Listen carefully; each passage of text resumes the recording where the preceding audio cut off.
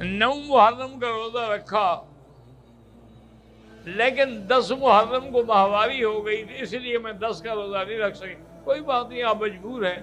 ورنہ اصول یہ ہے کہ 9 اور 10 یا 10 اور 11، چونکہ اصل میں یہ روزہ، اور ایک بات یہ بھی یاد کر لو کہ یہ روزہ حضرت حسین کے اس پہ نہیں ہے،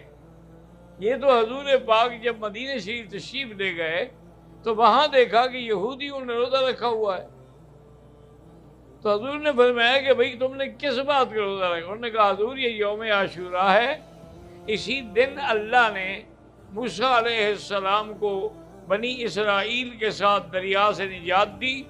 اور دشمن فرعون کو غرق کیا، تو اس یاد میں ہم یہ روزہ رکھتے ہیں۔ آپ نے فرمایا انا اولیٰ بموسیٰ منکم، تو موسیٰ علیہ السلام کے ساتھ تو پھر ہمارا تعلق تم سے زیادہ ہے، تو اس لیے آپ نے حکم دیا صحابہ کو کہ بھئی ایسا کرو تم بھی روزہ رکھو 10ویں کا، لیکن یا 9 اور 10 رکھو یا 10 اور 11، تاکہ یہود سے موافقت بھی نہ ہو اور روزہ بھی ہو جائے۔ اگر کوئی آدمی 10 محرم کا روزہ رکھے